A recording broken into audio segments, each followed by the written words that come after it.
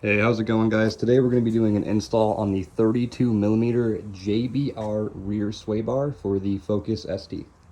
Okay, so first thing you want to do is jack up the car, the rear end. I have my jack here, and I'm jacked up on this center brace up here in the rear, just right in the middle, to get both ends up evenly. And then I've got my jack stands here on the pinch welds on both sides. And now once you have the car up in the air, next thing is take off both of your rear tires. Now, once you have your tires off the car, next step is going to be to remove the sway bar end links. Now, you don't need to fully remove them.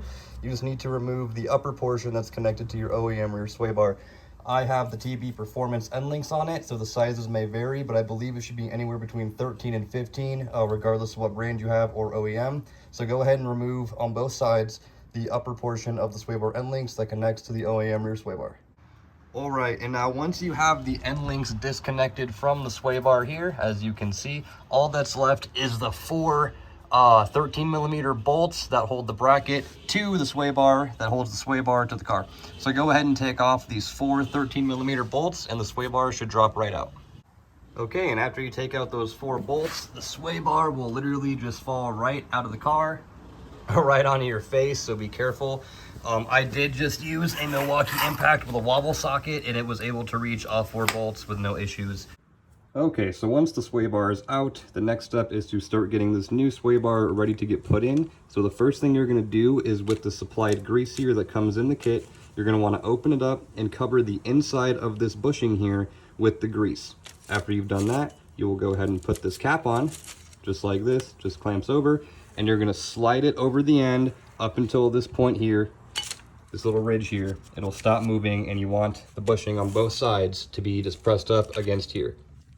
Now, once you have the brackets ready to go on either side, all that's left to do is go ahead and put it in and reinstall it with the same four bolts we took off the old one. But before we do that, let's go ahead and get a quick comparison here of the new 32mm JBR rear sway bar in comparison to what I believe this rear one, this OEM rear sway bar, is 22mm.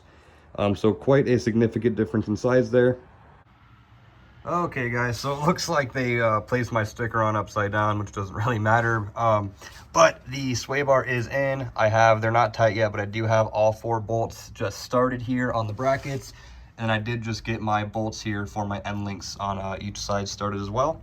Now all that's left to do is to tighten these four on the brackets. JBR says to tighten them to 44 foot-pounds, and then tighten these sway bar end links to 18 foot-pounds.